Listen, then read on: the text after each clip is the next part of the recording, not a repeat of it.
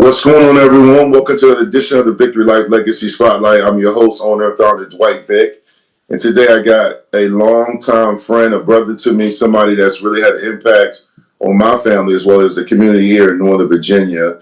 I have none other than Andre Speight, owner and founder of SP8 Ball Training, located in Lorton, Virginia. He has an impact, as I mentioned, on a lot of young athletes and someone I've been very close to for a long time. Dre, how you doing, man? I'm doing great, man. Doing great, man. Thanks again for having me on the show, brother. You know what I mean? We go back to our rap days, you know. Something would have broke different, man. You know, they might have been interviewing something else. But look, man, this has been a long time coming for me, man. I always try to identify people that their legacy is far beyond just one identifiable thing. I mean, you're a trainer, you're a basketball trainer, but you're big into mental health. I'm a therapist. I'm big into mental health. The one thing I love about you is that you mix sports along with the fact that it's a holistic approach. You know, just like your mind, your body, your diet. But before we talk about SP8 Ball Training and its impact, let's get to the foundation, the roots of who you are, man. Your background, man. I remember, I moved up to Northern Virginia after being cut by the Baltimore Ravens. My wife is from Northern Virginia. I moved up here. We got engaged and married, but our mutual friend, Ivana Hampton, introduced us, and then all of a sudden it was like I lived in Fairfax. You were coming over all the time and hooping and talking, and you just became family. And you went to Annandale High School. So talk about the foundation, because when your students see this episode, many of them don't know because you don't make it about yourself. How did Andre Speight get involved in sports, and what did you play? Because I remember you told me you played multiple sports. Yeah. Honestly, man, it really began. I was born in Long Island, New York, and I lived there for like 3-4 years before my grandma migrated down here first. She got a job at Georgetown Hospital, and that's back when Pat Hewen and all of them was out there at Georgetown, and my mom moved down shortly afterwards. So the first thing I ever really remember was playing on a little sticky hoop, little Nerf hoop, and watching the Georgetown basketball games, and I used to just shoot around and watch the game, and my mom said I would watch the game. I remember it vaguely. I would watch the game, they would go to commercial or whatever, and then I would just go and just be trying to hoop, on my little Nerf hoop. The game would come back on, I would watch it. So I think instinctively, initially, that's where the seed was planted basketball wise. Fast forward, and I didn't play anything organized. The first organized sport I played was basketball when we moved to Annandale. We moved to Annandale right before the 7th grade.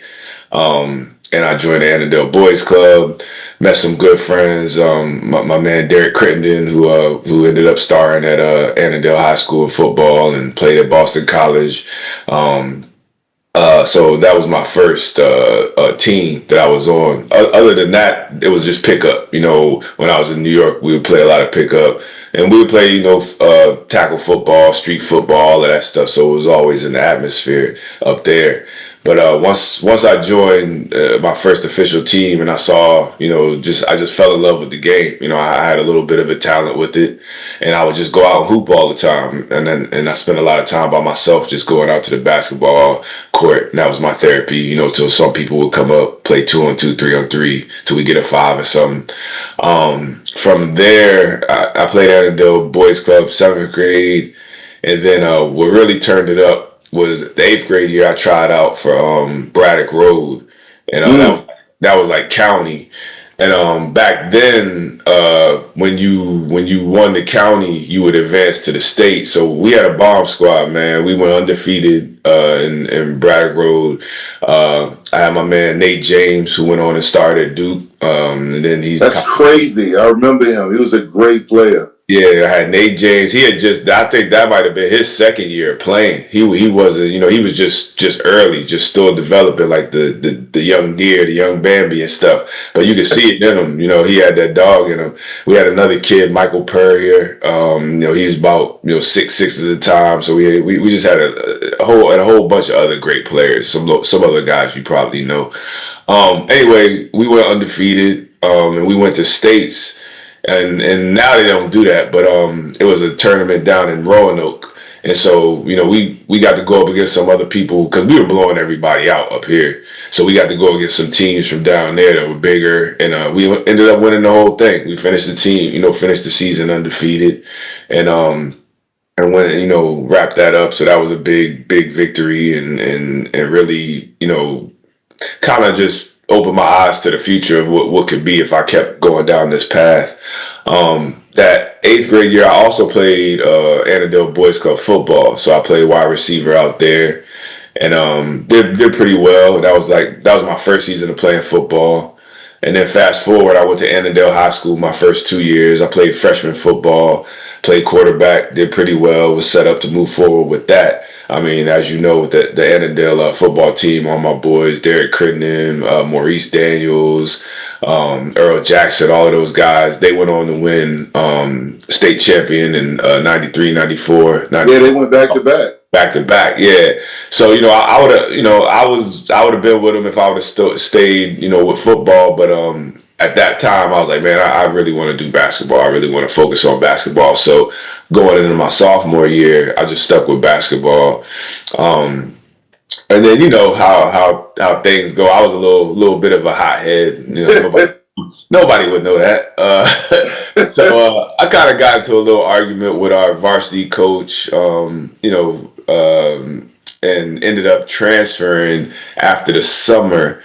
And that summer was real transformational for me because I really put in a lot of work. So coming back, I think Hayfield had won the regional that year, the year before.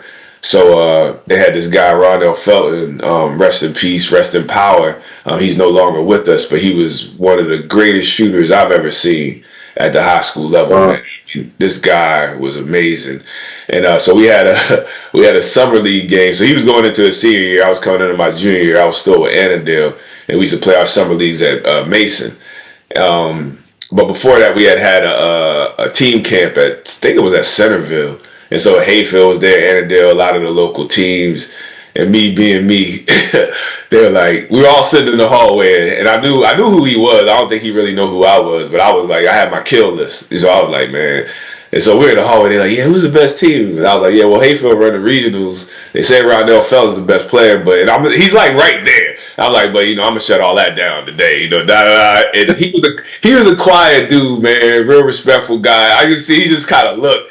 His teammates started talking. He didn't say nothing.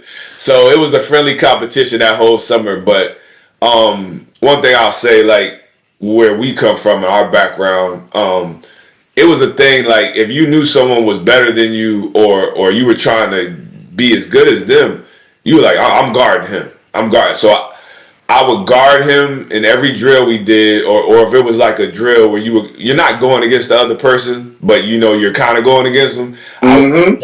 I was always lined up with him. Everything he did, I was always lined up with him, and so I was just pressing him the whole time. And he was doing this thing. I mean, this dude was nice, you know what I mean? But I was just there, just in his face, just going at him the whole time. And anyway, fast forward. So we did that camp. So then maybe like a week later, we played him in summer league. And these dudes, like, they had a legitimate squad, man. They were really good.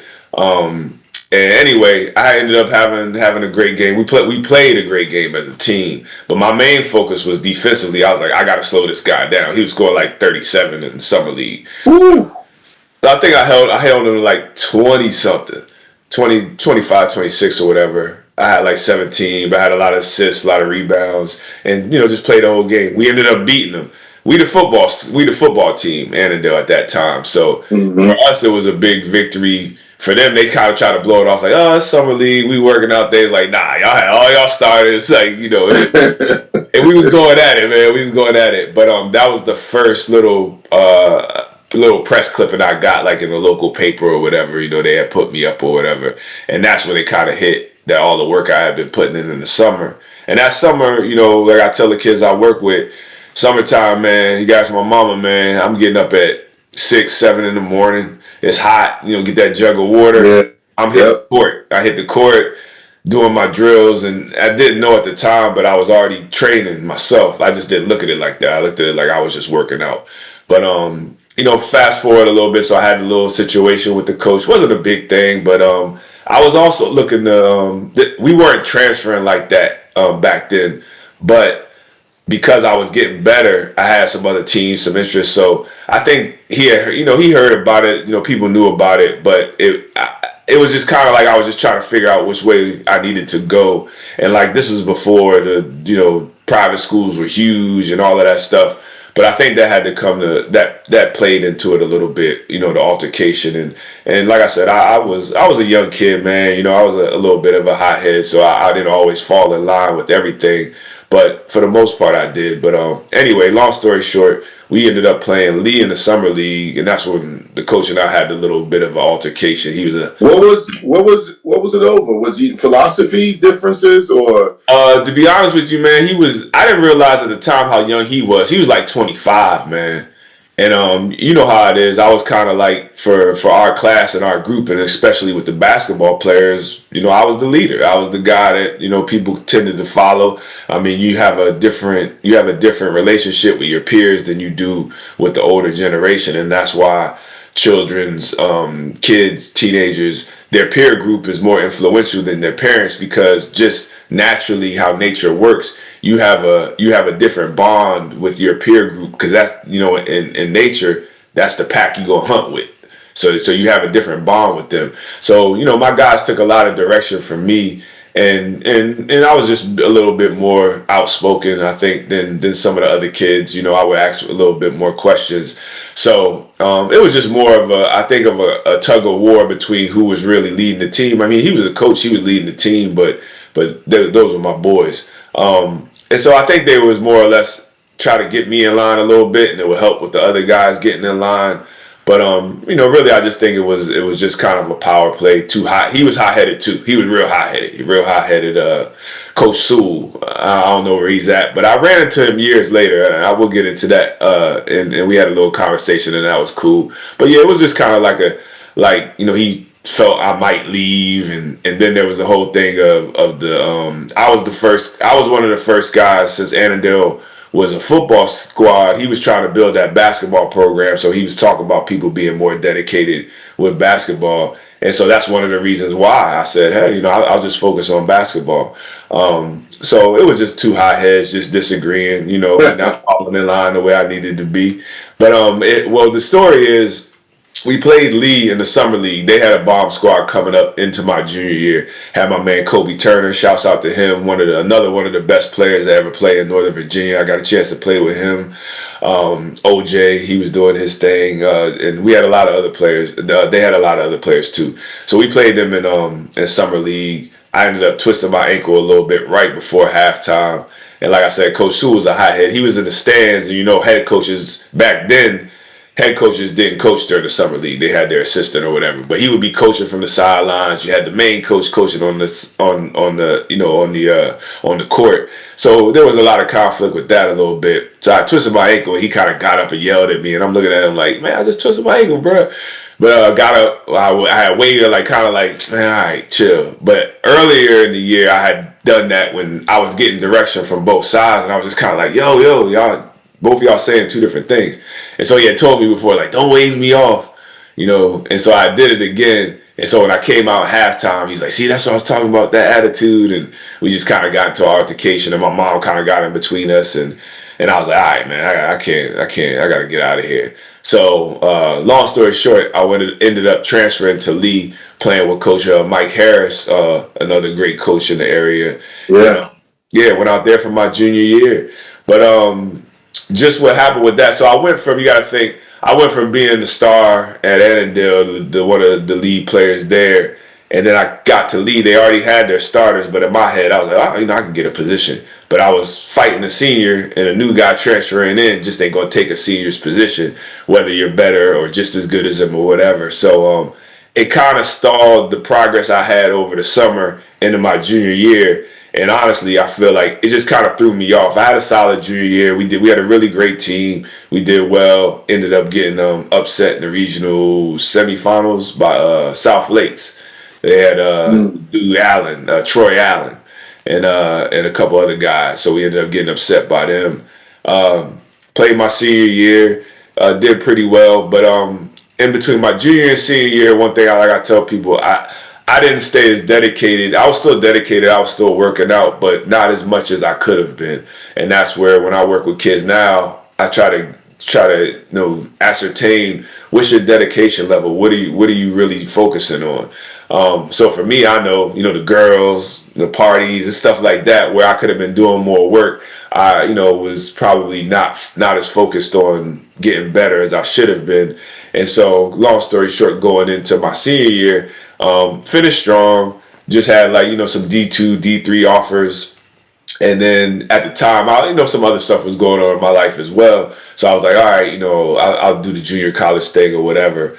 But summertime came around. I started working, started making money. Making money. And we was in the height of the clubs, and that 90, 95, 96, man. So once we got outside, started making some money. Ended up meeting my future ex-wife that summer as well. And so just kind of grew into adulthood, man. Started working, and my best friend at the time, Damon Jackson, shouts out to Damon. He went to Georgetown, right? Yes, sir. Yes. Yeah, George. I was right there with him. He was there with Allen Iverson. Chuck. Huh?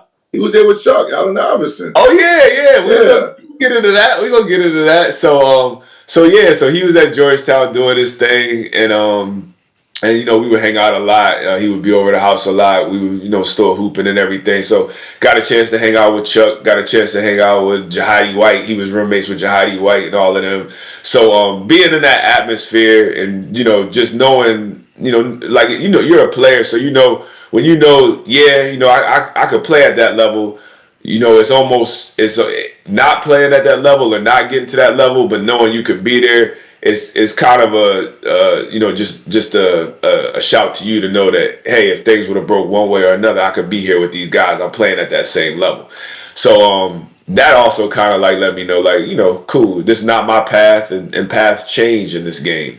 And basketball is something that you can be a player, but you're only going to be a player for so long, but it can open up so many other doors.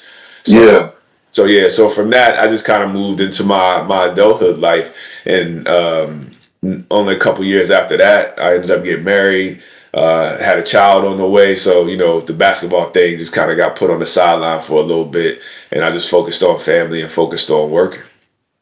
You talk about how you got up and had a jug of the water. I remember my kids that I unite when I coached at AAU, and even my son and my daughters would say, and they would ask, well, hey, who was, Coach Vick or Dad, who was your trainer growing up? And I was like, there was none. Like, we got up, like, if you were a football player, you went outside and played tackle football. You just basically played in some big field. Back then, when, as you mentioned, we was outside, we played, and basketball, man, in the 757 in Hampton Newport News, I remember like it was this morning. We were literally in school, and especially in high school, we were like, hey, everybody going to Foreman Road. We're going to meet up at Phoebus. So there's open runs at Bethel, or we're going to be at Langley. And looking back, I don't even know how we got on some of those military bases. Maybe they're more strict now. We used to find a way to get on there. And we were 15, 16, 17 going against guys that were in the military, 27, 35-year-olds. And they be looking at me like, I said, we just hooped or we just played. That was our trainer. Those tough life lessons going against somebody that used to hoop, but that was now in the military, or somebody that was retired. I'm sure it was the same way up here in Northern Virginia. A lot of guys came back, so former players that were home from college, everybody would be in the gym. And it was literally what you did all summer. And that's how iron sharpened iron back then.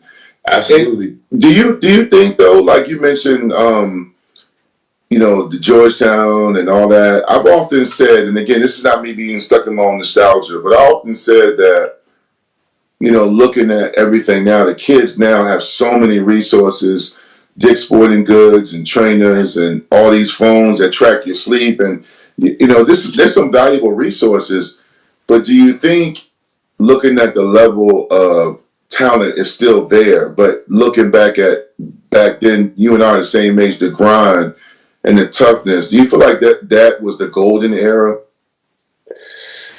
Man, I mean, I definitely think it was definitely one of the golden eras, and it's hard because we're coming from our point of view, and this is what we grew up in, and this is when we have these conversations.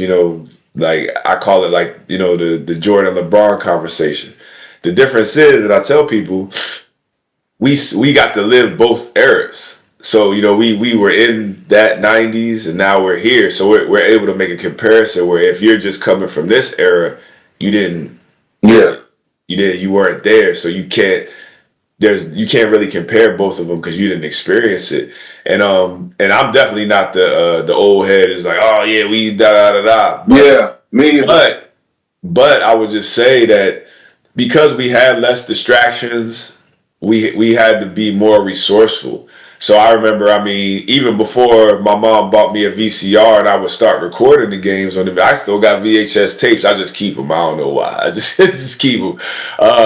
But you would watch the game, or I might see Jordan do something, and if it was over, if it was an afternoon game, I could go out on the court and try to replicate something. But if it was in the evening, I just had to remember it. You know what I mean? This is before, I don't even remember Sports Center like that back then. But we had to just kind of take what we had and walk to the court. I mean, my mom wasn't driving me everywhere. She did drive me a lot, but if she wasn't available, then I had to walk to the court. Luckily in Annandale, it's funny.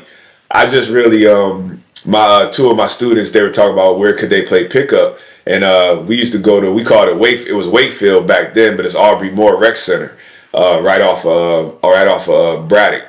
Yeah. And so I would dribble I lived in the Patriot Village in Annandale. I would dribble across the overpass. There's an overpass over 495, like right before you hit Annandale. I would dribble across there, walk there, and it's a beautiful place because we had outdoor courts. You got 2 full outdoor courts. They got lights, and then you had indoor. And that's where I really sharpened my sword, because a lot of guys from Maryland, DC, they would come there because it was one of the few courts that had lights and you could be outside. It was deep, man. The whole field, there was a hill right before the court. It would be covered. So if you lost, man, you was coming up off there. And I think that, that part is missing, to where kids, they have they have the cell phones, and they have so many other activities that they can do that they don't know about, that intensity level that you had to have. Like, I'm not coming off the court today, because if I come off, man, I gotta wait at least an hour. That's a minimum. It might be 2. And then some days, if it was the weekend, you might as well just go home if you lost. So, it was a different philosophy, different, mentality of what you had to do. But circling back to what you said, it was definitely a golden era with the competition, and just how we looked at the game, and what we wanted to get out of it. Also our attention to detail. I mean, even if you weren't playing, you were on the sidelines, you were either watching, or maybe you would go to the other court and shoot around, or play 21 or 3-on-3. Like, you just always wanted to kind of get that competition in. So you weren't sitting on the sidelines on the phone. You were either talking. The communication, I think, is low too with the kids, because of the cell phones. They used to texting, or whatever. So you had to communicate, but you also had, which I think is one of the key things, is the mentorship from the OGs. So I'd be on the sideline, and they'd be like, yeah, youngin, when you go, I know you wasn't going left because blah blah blah. And then they just show you something, like, so when you go left, you need to seal them with your arm and put your shoulder, like, just it'd be little quick stuff, but you would remember it, and then the next time you played, you would utilize it if you could, or you would try to implement it. And that's that education that I feel is kind of missing right now, because everything is so organized. It's like practice, game, and there's very little time for kids to be on the court or in a situation where they're just building with themselves, or just freestyling a little bit to kind of get to know themselves and get to know their game, and really work on what they need to work on to get better. Yeah, I completely agree. And I'm glad you said, I'm not that old head that's like, our era was so better.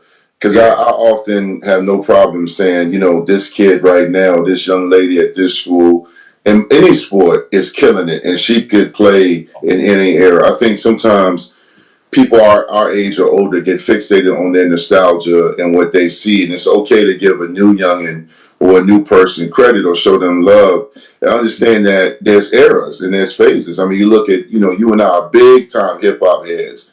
You can say, hey man, the golden era of hip hop was our generation, which many people say. However, that doesn't mean a J. Cole or this person that's rapping right now is not elite or not really good. It's okay to evolve. Absolutely. And I think that's what happens when you have those debates and discussions. And I've evolved because I'm not sitting around now and arguing with anybody about who they like. I like what I like.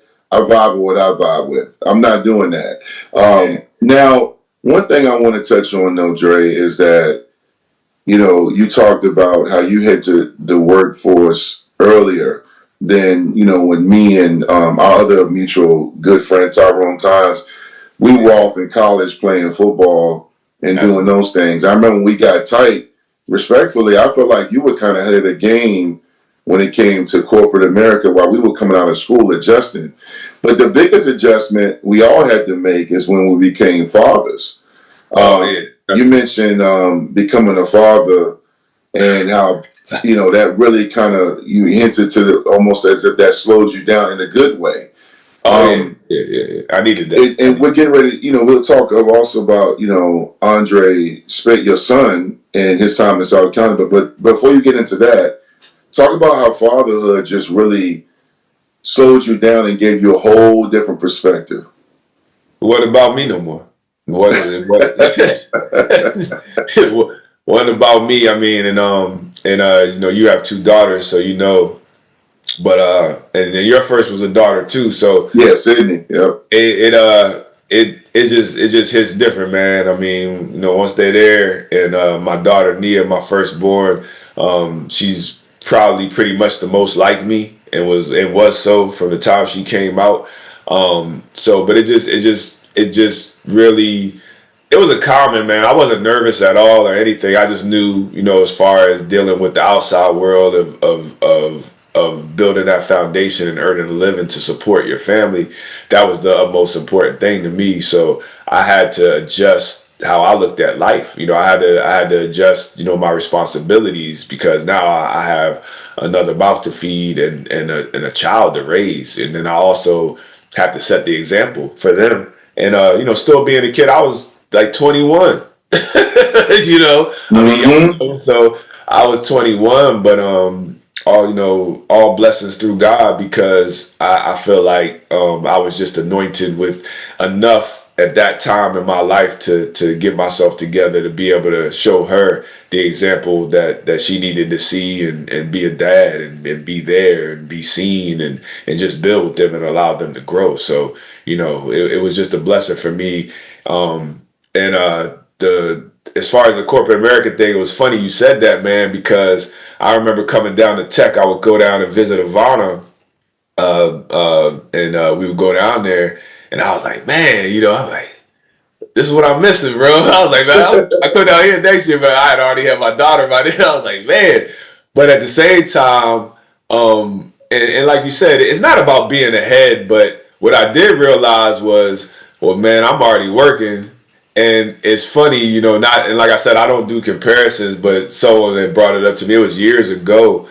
By the time, y'all finished up with school and had your degrees, I mean, I had already had a couple years in the corporate America. So I was already, at that time, not so much now, I mean, and shouts out to my brother who's 5 years older than me. He was already in IT, so he kind of put me on.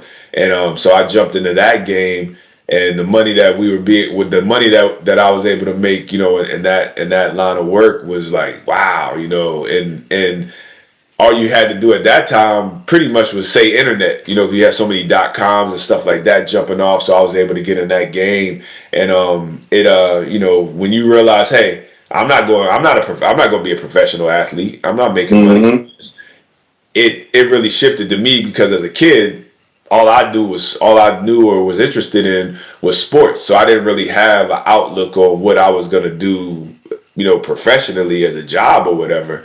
So Mm-hmm. outside of doing, I mean, I started in retail in the mall like most kids at that time. But I was always looking for the next flip. I mean, I just always had that kind of hustle in my blood as far as like, what could I do to make a little extra money here, there, what have you, and making sure that I was doing something positive.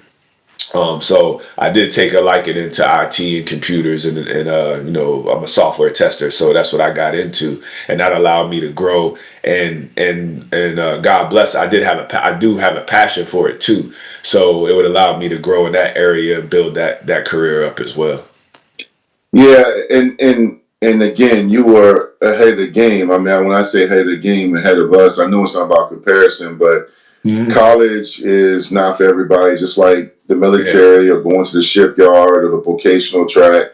But I felt like, me and you being the same age, when we came out of college, everybody in our circle, there was a bit of a transition trying to figure out who we are, where we're going, especially for me being at a college and I went pro, and then you get cut and you're trying to find out, well, I'm going here, I'm going there. Meanwhile, my colleagues and peers went right into either graduate school or to their field. Right. So that part is what I'm talking about, where they were getting that experience like that. And I came out later when I was done trying to pursue my professional athletic career. I was starting where they were already done 4 years ago. Right.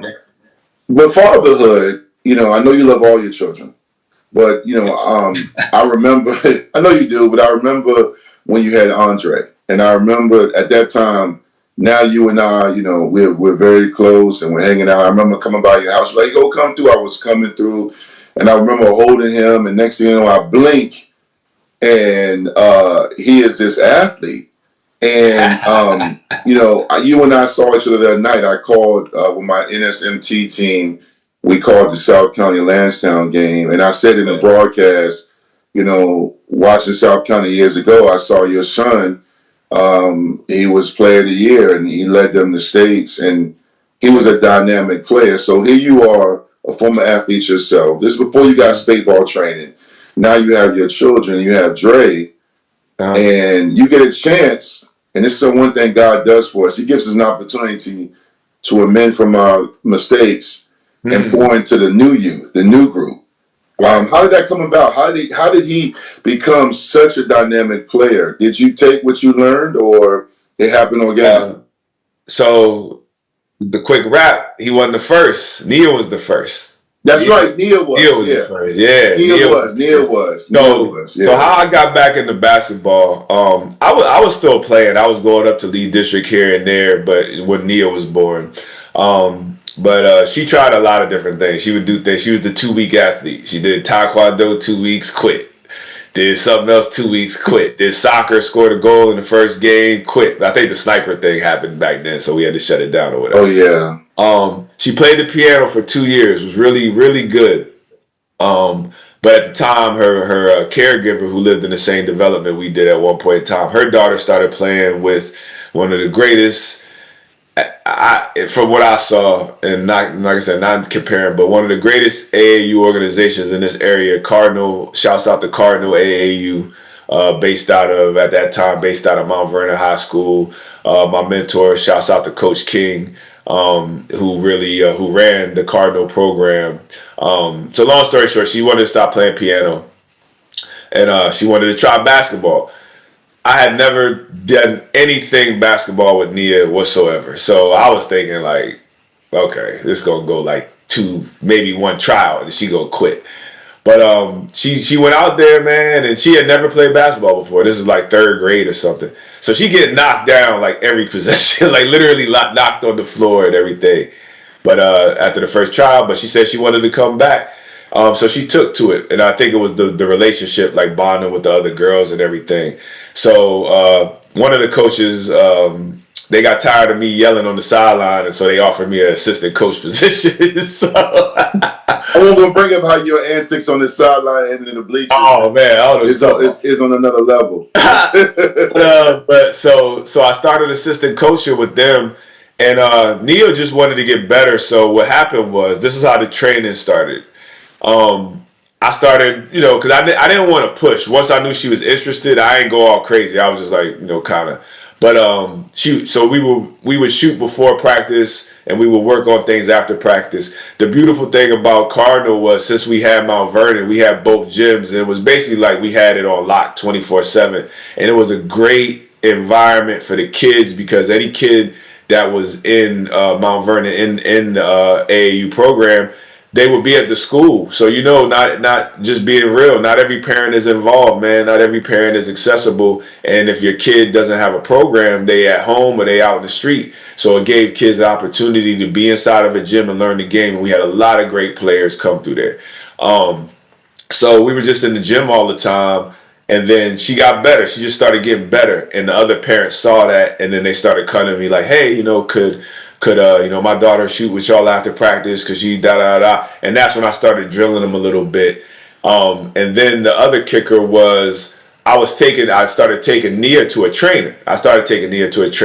It was a place called Hoop Magic. It's still there. It's out there in Chantilly. It's called something else. But at the time, the vice president of the Mystics, forgetting his name for a minute, and I think he's an assistant at PVI, but he kind of owned it. And so they had a trainer out there I was taking her to. And then so when I stumbled on that, and that was funny how I stumbled on that, I was at work and I was looking for the post office, and somehow I ended up there, and the guy was in there, and we ended up talking, sports and stuff. And so I started taking her out there, but in my head I was like, watching them, and I was like, but shit, I was like, I could do that, I was like, so then I started doing it with her more often, with the skill work, and then started working with the kids. And then I was gone. So you know how this AAU game and practices and stuff work. I was gone so much. My girlfriend at the time was like, well, if you're going to be in the gym that much, you should be getting paid for it. And I was like, oh, what? You're right. And then that's when Speight Ball, that's when I started actually charging people. And I remember it was like $25, you know what I'm saying, for just a little something, because I looked at it like I'm having fun. But then it started getting more serious as the players started getting developed. So to connect it back to Dre, he's about 4 years younger than Nia, so he's at those practices. He's not on a team yet, but then he's just starting to shoot around. And then I already see that he's got a little something with him, a passion. And him and one of his close friends, Myron, they were so young, they didn't even have a team their age, but they started coming up. And they started playing with the older guys, getting in the game with the older teams. And so, one day we were in Mount Vernon, and Dre, I just asked him, I was like, well, what you want to do with this? How far you want to take it? And he's like, I want to, go to college and I want to play pro. And so I promised him, I said, well, I'm going to do everything I can to help you realize that goal. As long as you stay dedicated, I'll stay dedicated, and we'll get there together. So we made a bond that day. And ever since then, we would just work out pretty much every single day. And at the time, I started the training business, so I'm working with other kids, but I had access to gyms. And, we were just in there all the time. It was an everyday thing. And that's what I try to tell the kids. Like, there's no magic pill. At a minimum 3 hours, most days 5, between just shooting, playing games, doing situational stuff. And that's where it started, and then from there, we got in the Elite District. So that was another crazy story, because this is before I had the facility, so I was working out kids there, and of course, at that time, you ain't supposed to be charging people if you don't work for, Yeah. you know what I'm saying? So luckily, I had a good relationship with the people there at the time. They knew what was going on, you know what I mean? I got a couple letters from the county here and there, but other than that, it was wrecked. And people knew what time it was, man. It was like, because I was training out there for maybe 2 or 3 years before I got my location.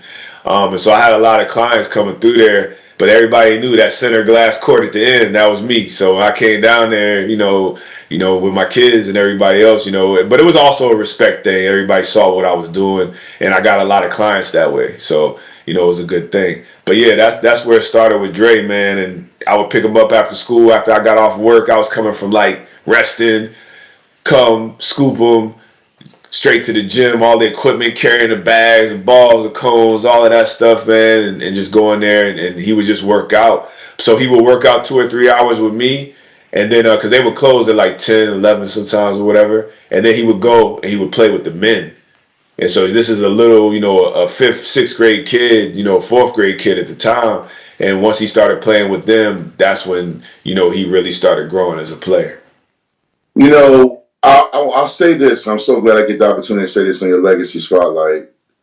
I think it's actually really cool, and I don't know if you ever thought about this. You talked about playing with Nate James, who went on to win a national championship at Duke and then become an assistant coach. You talk about playing with Damian Jackson, who went to Georgetown, who played with the Hall of Famer Allen Iverson, Jahidi White, Boubacar Al, Othello Harrington. I mean, at Georgetown, probably Page, bro. Yeah, thank you. I can't remember them all, but that was they went to back-to-back Elite Eights. And, people talk about Chuck Iverson, but that team was loaded. But this is the point I want to make. In a way, you had the same impact on basketball that they did. When you had your kids, yeah, I hit you with a bar, right? When you had your kids and you began to train Nia, and then your son came along, who eventually became a player of the year, earned a full scholarship, and then, of course, we're going to transition to later about the other kids, but you impacted the game in a different way, right? Mm-hmm. And yeah, we know about, especially the OGs, we know about Nate James and his run at Duke, and he was a great player playing with Shane Battier and all of them. I didn't even know you. I forgot you had told me you played with him, but he impacted the game where he became a national champion and helped with his legacy. But your legacy impacted the basketball game as well, because you now are pouring that into your own children, but new generations of kids that know you, and you help them achieve their academic and athletic goals. I mean, do you ever think about that? Yeah, in some respects, but not in the way that you put it. Thank you for that also, brother. Yeah, I mean, one of the other reasons I didn't mention it that I got it in the training was I remember how my career ended. I remember how I knew I didn't fulfill, what I could have fulfilled, but I knew I didn't have the structure. You know what I mean? I didn't have, I mean, your mom can tell you a lot of things, and my dad is involved in my life. He up in New York, but, not being there on a regular basis, you don't have that male, figure to kind of set that structure. So from that side of it, what my mom didn't provide, I had to take from whether it was mentors that were in my life physically, which I had a lot of in some respects here and there, or just taking the best out of what I came across. So whether it was seeing Bill Cosby and Jordan on TV and how they presented themselves, of course I don't know them personally, but I could see that they obviously had a good foundation, or they wouldn't have got to where they got to.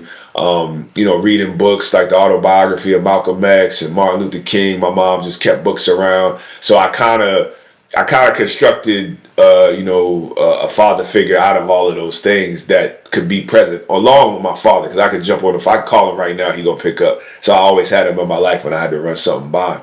But yeah, I got into training because I knew I didn't have certain things, and so I would see kids and they want to get better, but they just didn't have a direction. So training allowed me to be able to give them that direction and hopefully impart them with some knowledge that they can take to be able to put their dreams together. But once I was involved in Cardinal and seeing that Coach King was helping all of these kids, like people at that time, and even now, a lot of people sleep on D3 and D2. This is college. This is education. Yes. What do you listen? I'm and working with different players, like coming from your area, if you one of those guys that's gonna be a D1, for the most part, you kind of know. You got size, you got a certain physical, like there's a certain separation that happens. There are guys that can do it fundamentally too, but they put in crazy work. And then you got guys that have certain athletic gifts and abilities, and they still put in work. Some of them put in crazy work, so then you get a LeBron or a Jordan. But you have to have that structure. You have to know who you are and what you need to do, what you need to supplement, what you need to add to grow yourself to that level. And so I just started diving in, not just basketball skill wise, but athletic training as a whole. And what can I do? Like, what does a tennis player need to do to get better? I'm working with a volleyball player now. What do they need to do to get better? So just just trying to soak up as much knowledge as I can on those things, and having internet, having books, having all these different resources, being the guy that I'm gonna focus my attention on these things so I can get that knowledge and be able to help other people. So that's where it really came from, was trying to give that structure. You definitely do that. Let me ask you this before we get into the dynamics of SP8 Ball Training and in the warehouse and all the things you do. Why do training? This is an unfair question for you because you can't speak for everybody, but I'm gonna ask you anyway because you ain't that afraid. Why do trainers get a bad rap? Because I feel like I've been on the good side of it. Like, you trained my son, and he's had other trainers in a short term, and they had, each one had a small impact. But we dealt with you primarily. But for me and my wife, we chose the ones that best fit our needs for our families, our 3 kids. But also, we also did our due diligence, and we went for what we needed. But I do know there's some money grabbers. I do know that there's some people out here, men and women, who it's not about they didn't or they did play the game. It's more so they're just out here just warehousing kids, clowning, and they're unprofessional or whatever. But for you, why do you think that some get a bad rap? Is it because there's too many? Is it saturated? Well, 2 things. I'm glad I had this platform to finally say it. One, my favorite, though, it's a joke, but it has some truth to it. Training is the new rapper, man. Like everybody, like I remember when I got into it, there was shouts out to Evolution Basketball. They were the only training that I knew, and my kids, Dre went to them like over the summer one time, like years ago. So he had gone to one of their things.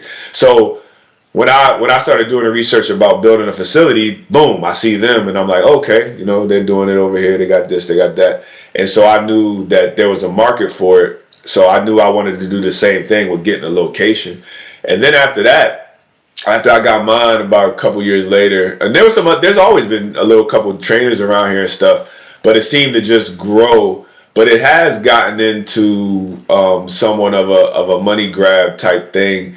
But also just circling back, like I said, like we're the trainers are the target now. But a couple years ago, it was Steph Curry was the worst thing for the game because he was shooting so many threes. They had all these threes. So the one thing I think in society, we always have to have something to point a finger at, and instead of saying, all right, well, how can we make this better? But it's like anything, man. I mean, you go outside, you're going to have 2 or 3 Chinese restaurants or pizza places around each other, because once somebody sees they can make money from something, you're going to see other places pop up. When you said about training, you and Shanice, you guys are athletes, though. So yeah. I'm pretty sure, I know for a fact that you guys know how to you do your research, but you can also just watch a session or watch a training session and analyze what's going on and make your decision on whether this person would be beneficial for your kid where they're at. A lot of parents don't do that. Even when parents come in the first time with me, and people come in through word of mouth and they know, but it's surprising to me how many parents will either drop their kid off the first time and then come back, or they'll sit down, but they'll be on their phone. They're not really paying attention because I'm looking at them trying to see, what their engagement level is. So they're not really paying attention to what is going on. And so because of that, you could just, a parent could just take their kid to any trainer or any AAU program and think just because their kid is in the building that they're getting what they need, and that's not always the case. I even tell people I'm not for everybody, meaning that where you are as a player, where you are mentally and everything like that, it might not be as beneficial to work with me as it is to work with someone else who may be a little bit more lenient, because maybe you're in that space right now where you still need to just develop your love for the game and just kind of get your feet underneath you. I got a great story with that. So you talked about my son, but shouts out to my man RJ Jones out in he came out of Virginia Academy this year. It's the senior year. Yeah. I worked with him for many years, and his family. He's like a son to me, and his sister Kai, who's with OP. They'll be playing for the championship. Yeah, back to back. So hopefully they'll get the back to back this week. But when she first started working with me, because I keep it at a certain level, intensity wise, she couldn't take it. She had to, she had to go away for a year and then come back once she was ready. And when she came back, she was ready to handle that pace and just the way that I train. And now she's grown into one of the top players in the area. As a sophomore, going for a back-to-back state championship. So yeah, I think there is a little bit of a money grab to it, but you can't fault people. All right, let's talk about the money. You can't fault anybody for getting into anything, for making money. Everybody that has a business, they're not doing it because they love it. They may have a talent at it and they make money from it, and we all have to make money. You as a consumer, you have to do your due diligence to find out if that product, if that service, if that person is worth your time. Are they good? Are they good enough for your kid at the spot that they're in? Because I tell all people all the time, you can outgrow a trainer, you can outgrow a job, you can outgrow a relationship, whatever. There's always has to be a constant analysis of what you're getting from a situation as you grow. And so also a lot of people, like I've had my location for 11 years training. So before that, and so I was training, let's say 4 or 5 years before that, just in different gyms and stuff before I got my own place. So you have to. There's days where I don't want to be there. I'm gonna be 100. There's days where I'd rather be, on the couch or chilling or spending time with my kids. This takes a lot of time from my family, from my relationships. There's times where I want to just, chill with my girlfriend. Luckily, I'm with someone who really understands and supports me, and all the hours that it takes to do this. But I show up because not only is it a business, it's a passion. And I know those kids that are coming in that day need that time. And I have to leave whatever I feel at the door and get right into training and being locked in. So it is a passion for me. And I grade myself every day. Some days in my shitty session will probably somebody off the street, they might be like, oh man, that's the greatest thing I ever seen. And in my head, I'm like, I didn't do this, I didn't do that, I could have done this. That's just the grade you give yourself. But a lot of people, they may start a business because you may start a business, make a lot of money the first couple months, and now you're on a roll, but you kind of find out, man, I can't bring it every training, or they don't know how to, when you don't have it, how can you still bring it and make it a great session when you don't necessarily, have that energy to do it. So I think a lot of people, you have to try something out and really figure out whether or not you have the passion for it, and whether you have the not only passion but professionalism. There's a lot of unstructured training going on, and I think that's what people look at.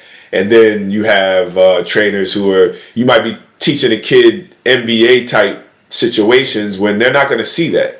I'm trying to focus on what they're going to see in their game at the high school level, in a Fairfax County, in a Prince William County, what they're going to see at that level and what their coach expects from them. So my in-season training for kids, I'm looking at them and saying, what does your coach need you to do? What spots are you on the floor? Your off-season training, we're going to enhance the things that you need to do better and work on where you want to go to, so you can step into that type of role come the regular season for high school. So, but anything that has success, you're going to have people jump on the bandwagon and get money out of it, and that kind of detracts from the people who. And I don't like to, because to me, if you're taking your time out to work with kids, even if it is for money, you're still giving your time.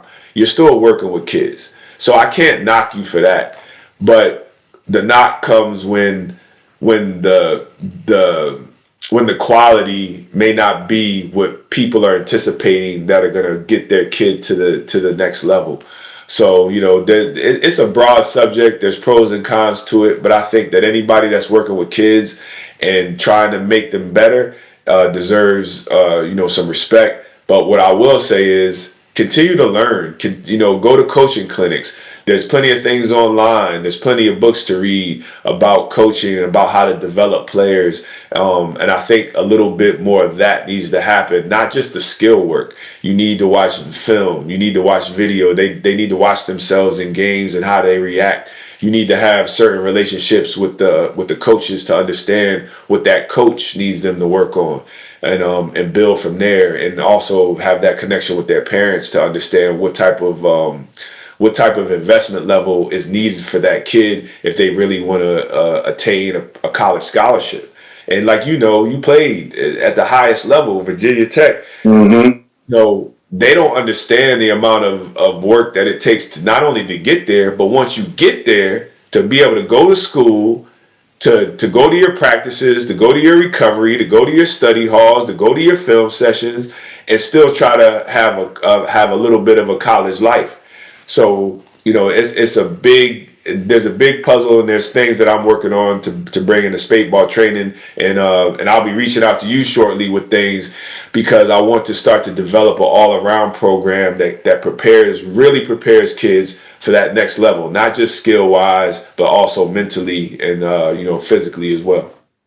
Yeah, and I'm there. I'm down. I know we've been talking about it here and there over the years, and I definitely will come in and speak to your kids, and be part of that approach. I also want to add too, man, that I think you do a great job of not living vicariously through the kid, and what I mean is, and I'm glad you mentioned RJ and his sister, but I also want to get into some other kids here in a second. But I'll say this. When you come to Speight Ball Training, the thing Isaiah, and I joke about in a good way is, you come in, you say hello to the parents, you dap a few people up, and if it's the first session, you turn the music on, you make sure everything's good. If you've already had a few, you expect people to stretch, warm up, hit the bathroom, and let's go. There's no wasted time. I love that, because you've trained my AAU teams back in the day. Oh yeah. Yeah, you did. Yeah, I brought them in, and then of course, I brought my oldest daughter in, Sydney, when she got the Vertimax training, the core training, because she was a volleyball player. Yeah, see, you train so many kids, but even Sydney was like, man, Coach Dre, ain't no wasted time. You just come in. But not that I'm trying to sell people on your business, but I also want to add too. You make a great point also about how in any industry is to make money. I'm in the mental health profession. I love helping my clients and my patients, but I'm not doing it pro bono. And a lot of us, yeah, and people be like, well, I want to be a lawyer, and when you hear, I want to make money. So I do think that's a very valuable point. So with that being said, talk a little bit about the training, your vision and your mission. Just like, what is Speight Ball Training? If somebody says, hey, what makes you different? What is great? And let everybody know, like, where y'all are at. Lorton, I know Lorton, Virginia, but yeah, just some more about your program. Yeah, so Speight Ball Training is located in Lorton, Virginia. We're right off of Telegraph Road in the Northern Virginia Industrial Park. So the mission, man, it's changed, and it's constantly growing. I mean, it's more than just basketball at this particular time, but obviously basketball is the foundation to grow kids skill wise, but also mentally and physically as well. We have the athletic training side of it, with the Vertimax, as you mentioned. We have one of the greatest tools, one of the greatest new tools that people don't really know about, the Proteus Motion, which is a 3D resistance trainer.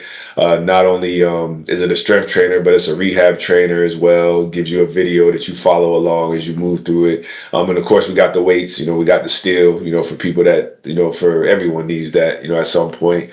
But it's definitely to give athletes the skills that they need to compete in whatever sport that they partake in, but also just moving into the mental preparation of it as well. And I'm starting to build that program up. We're going to be rolling some new stuff out, some more classroom setting things, talking about the mental preparation side of it, and also your nutrition. people staying hydrated, getting in, the proper supplements that they need as their bodies are growing and they're trying to build their bodies up into a high level high school player, a high level college player. And if you're blessed to get to that professional level there's so many professional levels now to be able to compete at that level as well. And so, the skill work is there, but also, building on that mental piece is the next realm that we want to bridge into, because you see so many kids get down on themselves. Your number one defender is your mind.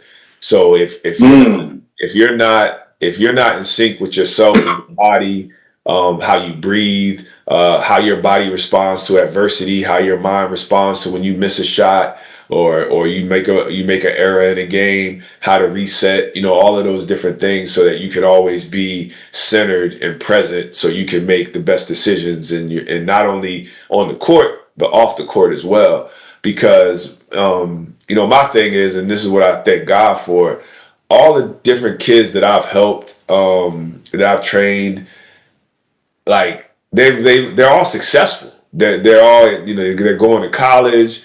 They have careers now. They come back and they pop up on me on different times and stuff like that, just to say hello. They're doing real estate. They're a teacher. They're in the IT now, whatever. But they come back and they share stories and say, "Oh, I remember doing that," or they'll tell me, "Hey, all those discipline drills that you gave me, it really helped me in my college life. It really helped me now that I'm working. I understand what you're saying now. I share that with peers and things like that." So just to be a part of the community and watch other kids, whether they go on to college, and I've had plenty of kids go to college from D3, D2, D1, couple, and just watch them grow as a person, as a human being, and become really good people. So that's probably the main thing that I like. The main thing that the mission is to help grow positive human beings on this planet, so that we can help make the world a better place, whether it's through athletics or through our personal lives. And we have to remember that we're always going to be humans and live in our quote unquote regular lives more than we're ever going to play a sport. So if you told me I could help someone make the NBA, or help them become a positive force in the community, and or both, I would choose both. But I would definitely want them to be a solid human being first, because you're going to be that long before and long after you're any type of athlete. Yeah, that's well said. And I'm so glad you highlighted the other students that you train that have gone into their careers, because I think you and I both being individuals that have a positive impact in working with kids. We've been doing it for a long time now. I try to tell people, man, I said, look, man, I redefined myself once my athletic career came, to an end, but it doesn't dismiss what I did on the field. But, now I'm a small business owner. I have a nonprofit and a for-profit, LLC. And I also am a father. I own a home, which coming from Hampton, Virginia is not a given, So at the end of the day, like, I'm doing a lot now. It's just it's a new chapter. And I think with social media and a lot of the youngins now, they're so fixated on what they're doing. That's adolescent mind, the egocentric, we're in this moment, which is good, but you're going to have to eventually put up that chapter and go to another one. So I'm glad you highlighted them, because there are a lot of people you've helped. And the one thing I also like is that you do co-ed. You help young men and young women. Oh, yeah. I like too is when you do the group sessions, and this is my favorite thing about it, when you have the kids train, you end with, sometimes, not every session, you do the stuff when they play 4v4, 3v3. And that is huge, because you say, okay, I just taught you all this stuff for an hour and a half. Now let's see you apply it. Right. And you'll stop it and say, hey, why didn't you take that shot? Or why didn't you come off the ball screen? You also have, which is my favorite, which is why I think my son this past season shot 40% from three, is you have the shooting machine. I love that you have the shooting machine, because shooting, I remember Isaiah, after one of his sessions, Isaiah Vick, my son, when you trained him, we always used to leave there and he'd be starving and then thirsty and dehydrated. So we would go over there in that shopping center where the McDonald's is, And we were driving back to Gainesville, and he was like, "Hey, yo, Dad, me and Dre were talking, and he was saying," and I knew the impact on his IQ was, he said, if you can shoot, you'll have a long career, because we always need shooters, the game. So I was like, yeah, that's why when you say, okay, hey, Vic, what you looking for? I said, A, B, and that shooting machine. I always included that shooting machine.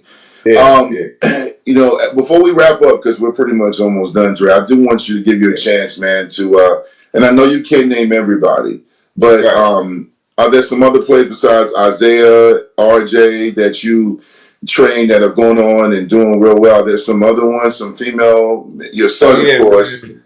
Yeah, I mean, we started back probably, she just came through. She might start training out of the gym a little bit. Amani Wheeler, she went to Potomac and went to Southern Connecticut. You know, she had a really great career. She's since graduated. We mentioned RJ Jones. He's be going to Marymount, you know, so he'll be starting there next year. So we're about to get into it, get him ready for that college level. My man Tyler Wright, he's doing big things in a D3 out there in Maine Maritime. I always forget the name, but he's out there. Who else, man? Like right now we got Anna Marsh. She's at South County. They had a great run. They made the states for the first time this year. Wow. They got beat by Oakton in the first round of the states. So she did well. She plays with Natalia Wooten, who plays at South County as well. I trained her when she was younger, not currently, but she's doing real well. She's got some D1 offers out of a public school. So yeah, there's been just a plethora of kids, that have gone on and played at at the next level, man, and it's just been a blessing. But the one thing I'll say, all of the kids that take the next step and get to that collegiate level, they're putting in more time. Like, you sacrifice. You guys are coming from Gainesville, Manassas area, coming up here to Lorton to get the work that Isaiah needed. But the key element, like I ask kids all the time after they finish a session, what are you doing afterwards? So I know Isaiah will go and put in work afterwards. You can't just do 1 hour, 2 hours with the trainer and think that's enough. That's kind of like the supplement. Now you got to take that and go to the court. You got to try to, figure out where you can play pickup. Organize a pickup game. It doesn't have to just be all the kids that play on the team. I remember the reason why pickup was so good in our area was because you had kids that weren't even basketball players, but they would play. You know what I mean? And they weren't drive cones either. They could do what they could do, but it allowed you to play 33, 3-on-3, whatever, just to be able to play the game. And you just have to really put in a lot of time to get to that collegiate level, man. But some of the hardest working kids are the kids that weren't very talented starting off, so they weren't getting that shine when they were younger. And so now they waking up at 5 a.m, going to the gym, then going to school, then doing a training or a practice. And that's what it takes to build up that foundation to get to that next level. And the ones that put in the most work, those are the ones that are going to the next level. Yeah, and I'm so glad you emphasized putting that work in. It's funny, it's almost like when you run into somebody and say, hey, yo, I've been working hard. I've been on the grind. I've been working hard. And they get around people that really work hard. Like, it's levels to this. I mean, and I'm glad you mentioned that D1 level. I mean, I came out of high school 4th in the nation in my position by Sport News. And, I had the size. I was fast. I was in great shape. And for that senior year, it was great. I mean, there were some games I was bored because I was that dominant. And then I got to Tech, and I remember I went to my dorm room, and my dad asked me how it was going that first week. And I said, yeah, I'm fixing to take this red shirt, because I saw guys that were push pressing 400 pounds, squatting 500. Different level. Different level. And then, you mentioned getting up and running and doing stadium steps, running with the weighted vest. And people ask me what I miss so much about playing. I'm very competitive, so I miss the competition, the brotherhood, but also the accountability. And I think that's what you do a great job is you hold a lot of your, not a lot, all your students accountable, and everyone can't take that. Everyone can't take Ah, that. they can't, and even the parents, I got the parents that like, me before you come in, you might hear a bad word or two, you know what I mean? But some of the parents they'll come to me after like, yo, yeah, I like that. Do that again, because they don't do it. You know what I mean? And just that. I mean, I just come from that cloth. I mean, the parents that I were around, they was gonna help hold you accountable, and you might get cussed out. You better not leave that door open, let the AC out the house and stuff like that. I think like kids nowadays, they're just so used to they just kind of float and kind of do their thing, and so I have a way of kind of grounding them, because here's the thing, man, we laughing and stuff, but when you become an adult and that rent due or that mortgage due, there's no excuses, man. There's no, you gotta get it done. When you get that job and you're not performing well, or you're dragging your feet, or you showing up late or whatever, you fired. They gonna get rid of you. So even like I had one of my kids, they didn't make a team. They doing the trials for the travel AAU stuff. And his, so his mom had texted me. She's like, yeah, he's a little bit down or whatever. And I was like, yeah, I understand that, but this is part of the game, because now you should be happy, because he should know everything he needs to improve on now. What were they doing that you weren't doing? And so I asked him, I was like, were they hitting their shots? He was in there, he was a little sad, a little, he didn't know I knew. I said, they were hitting the shots that you weren't. They were fast. They could get to the bucket. They could do this. He's like, yeah, yeah, yeah. I said, but yeah, you're where you are from where we started last year. You're way ahead of where you were. I was like, but now you got to step it up to another level if you want that bad. And this is a kid that he's improved a lot, but he's not. I'll just say he's not the traditional athlete. But if he keeps up with it and he keeps working, he will be a solid high school player. He doesn't see it yet, but he's already made such progress. And that's what kids, people want, that microwave success. You think, oh, I'm just going to do this for a year. Nah, man. You know how long it took me to get this facility? You know how the battles I have to go through to keep it running and to keep it affluent, and to make sure I'm still able to tend to my clients and deal with, different price increases and things like that. Like, it's a whole thing. At the same time, I still got to take care of my kids and my family, my personal life. And then I got to take care of me. So there's so much balance that goes in with everything.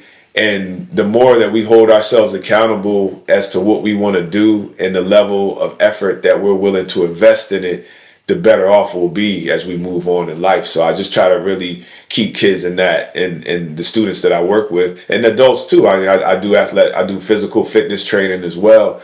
We're always having to grade ourselves and where we are and where we want to go. Yeah, and you do a great job. I see your Instagram posts where you go live, and also see you sometimes you're in the gym zoned out. And me and Zay would, texting one time. We were just talking about, just what in great shape you are, and it's inspiring, man, because you be in there sometimes by yourself, and then you just in there with the music vibing, and you running around getting shots up, and another thing too. The thing I love about it is it's a dungeon. It's a great looking. I mean, it's well. It's done well. Like, your gym looks good. It presents well. It's so many. It's clean. It's definitely a dope spot. But it still keeps that intensity where, especially when it's about to get warm, it gets hot. Oh, AC, baby. Yeah, it's in there hot, and then I'm like, woo! It looked like something. It looked like something from back in the day. But another thing I want to say before I let you share your final thought and we close out. I love the fact that you text your students videos and books to read, or clips of stuff. The mental health, you talked about that piece, because I'm really big on mental health, and I really am glad you do that. Isaiah will say, yeah, Dre just sent me a video to watch, or something about Kobe, or something about a civil rights activist. And I'm like, yeah, man, Dre be on that. He was like, yeah, man. I said, nah, he be on that mental, spiritual level where he's always looking like to elevate. And I love that, because I see other trainers. I'm out in these streets like you, and I'm like, Man, do you even talk to these kids about how they doing? Like, these kids got relationships. Some of them their parents going through divorces. Right. You know, coming off injuries. You know, we both love basketball. We love sports. You look at Jason Tatum. You know, coming back the other night. That's his mental. Yeah. That's Yeah. his mental. Absolutely. You know, so I just wanted to give you your flowers on that. And speaking of that, man, you want to add something real quick? You want to say? No, I mean, other than that, you know where to find me. You know, Instagram, Speight Ball Training, SpeightBallTraining.com. You know, the website is there. You know, I'm available. You know, just hit me up, man. You know, team training, physical fitness, anything, man. You know, we do it all right now. So, you know, just looking to grow and expand and help out the community where I can. So, you know, just try to outreach to as many people as we can or I can. You know, it's just me really. But definitely looking to build and expand and keep doing everything that we're doing. But I wanted to give you your shout out, man, because, you know, I just really respect and honor you, man. I'm so proud of you and what you've done. I've seen it from the ground up. You know what I mean? We go back. You know, we go way back, bro. So to see everything that you've been doing, to see what type of father you become, you and Shanice, and then the kids that watch working with Isaiah. So thank you for that. Thank you.